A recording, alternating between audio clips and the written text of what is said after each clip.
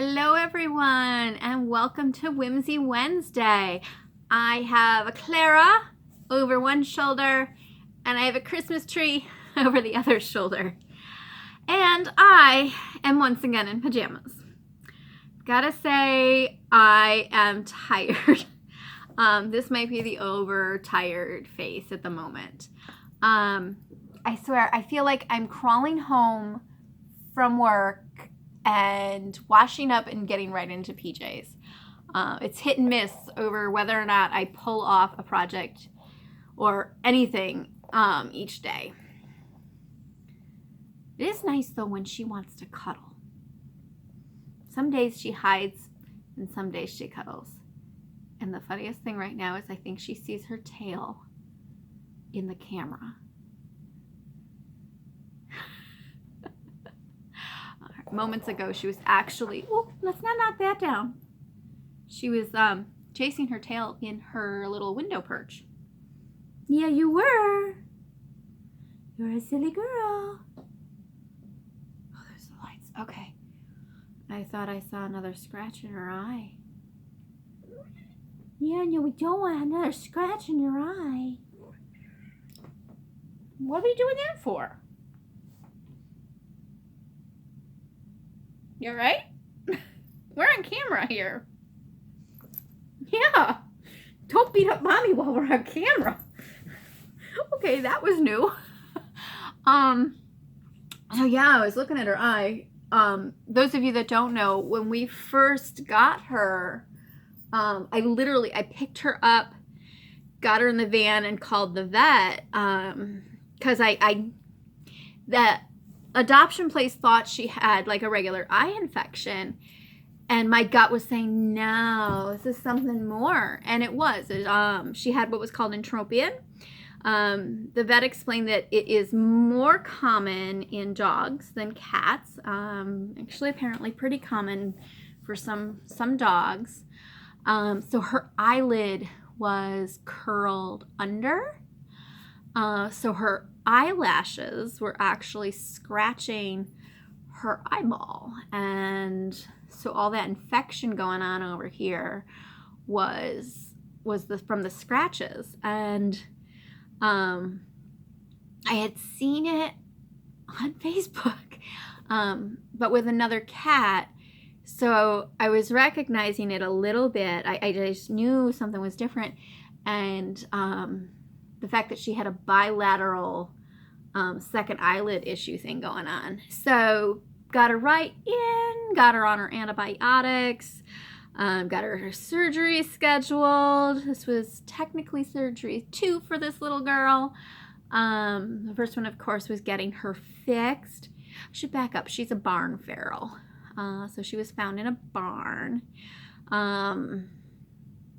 And from what I understand, the woman that pulled her out of the barn is the one that started her socialization. So she did a really good job. And must have gotten the eye infection down enough that that's how I was able to, see that that's a little something else going on there. So yep, surgery 2 was the eyelid, and then surgery 3, which a lot of people know about because I was in utter panic on social media, was her belly. Because, she had to follow and have basically the same kind of surgery I had months after I had it. So it was like little copycat Clara.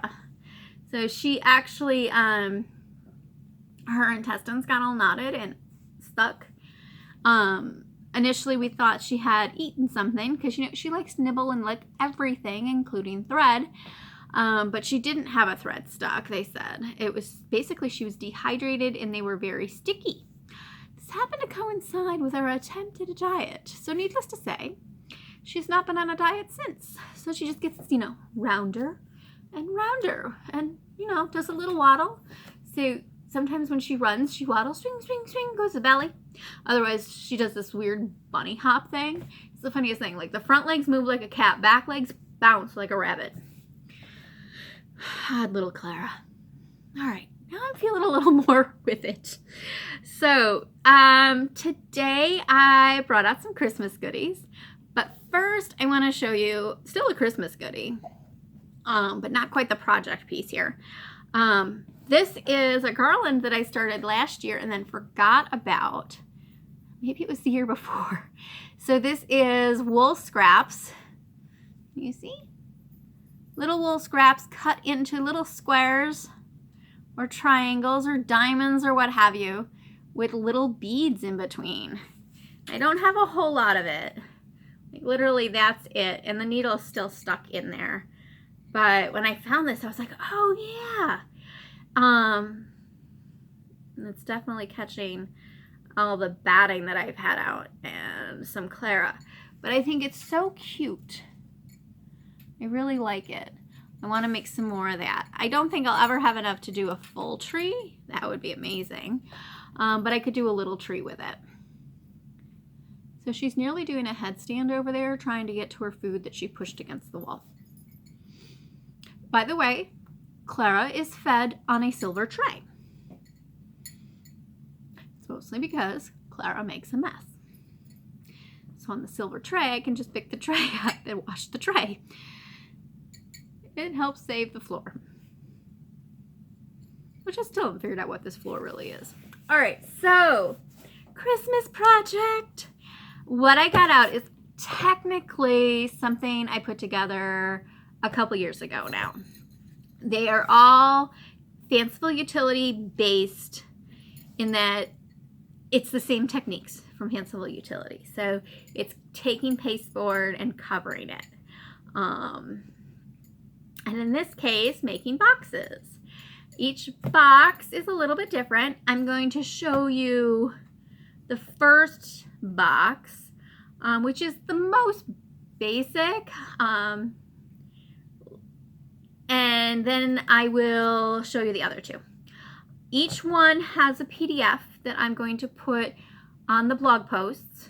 I'll do that over on Don't Paint the Cat and If I Had My Own Blue Box, because they are technically more modern in that the shapes are more modern with, this first one could cross over if you use period fabrics. But the fabrics you're going to see are definitely modern. Okay, so this is the first one. I need to back up. I'm going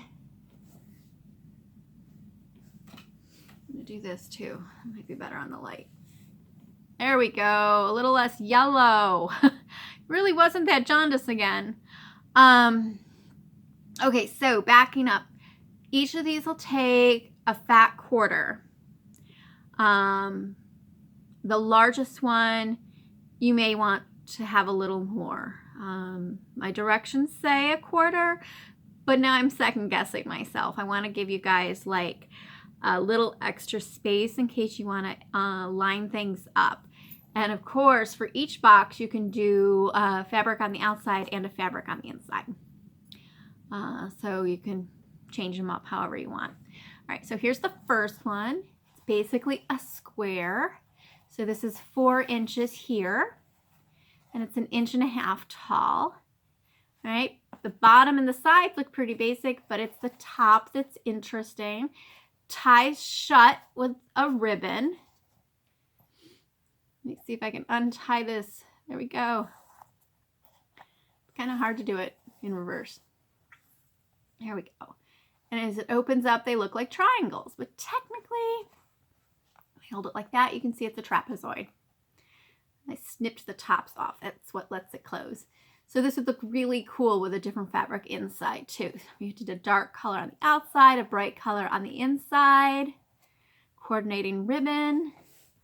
I'm actually going to set it down to retie it. So this box shape would be lovely for like a necklace, bracelet, kerchief. I think everything should have chocolate in it, so you could fill this nicely with big old bonbons or truffles, socks, underwear. Coasters would fit in here. Coasters would be perfect. That's just about the exact size. Ornament. So a lot of different options of what you could put in there. Now this one I did all in one fabric. This one, changed it up a little. So I alternated the sides here.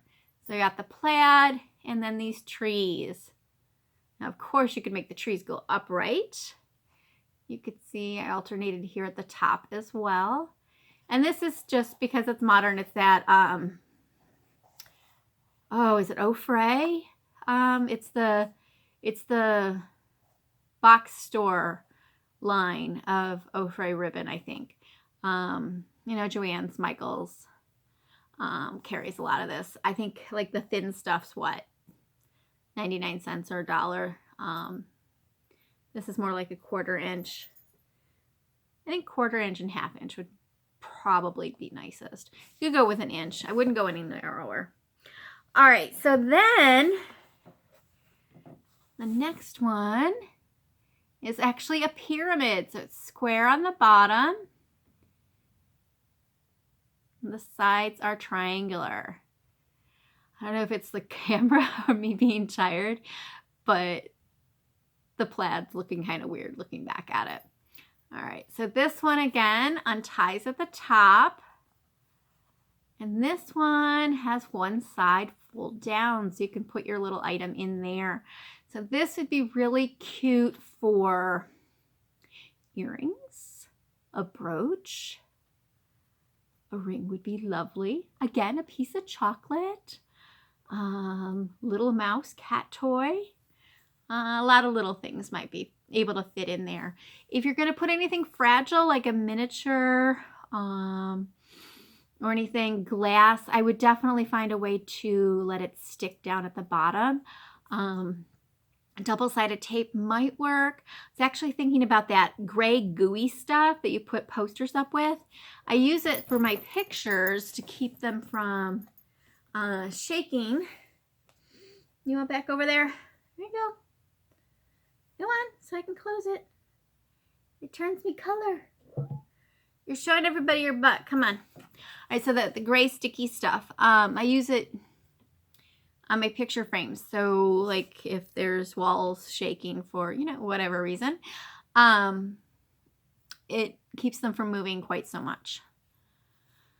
So that might work on here, or at least tell somebody that it could be fragile. This would hold a cute little ornament too. So this one, size-wise, is 3 inches by 2.5 inches. So 3-inch square and 2.5 inch tall. One thing you could do is if you want it bigger, when you download the PDF and go to print it, you could actually scale it up 150%, 200%, and that'll keep your proportions right. This is basically square and then an equilateral triangle. So another thing you can do with that same one is have it so it opens all the way. So again, a ribbon at the top.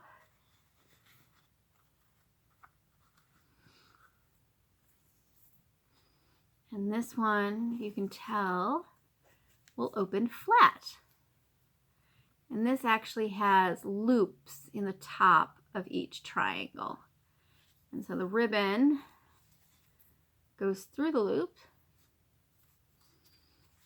at the top of each and then pulls tight, and then you put in your bow.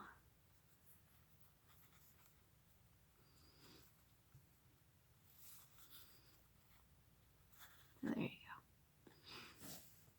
go. Okay, 1, 2, 3, 4, last one. All right, so this one was kind of fun to come up with, and I rather love it. This is the bigger one. This is one that I keep looking at thinking, oh, 2 different colors would be amazing for this. It's basically a takeaway container. A little different in that it's square on the bottom and square on the top. That allowed me to do each of the sides the same. So they're all the same, rather than having the opposites the same. And then the top Actually closes with a curved top. And this one has the ribbon going all the way around, which you could totally do on these other boxes as well. So that one unties just like the others. Opens up. The double closure. And this is definitely the big, big box.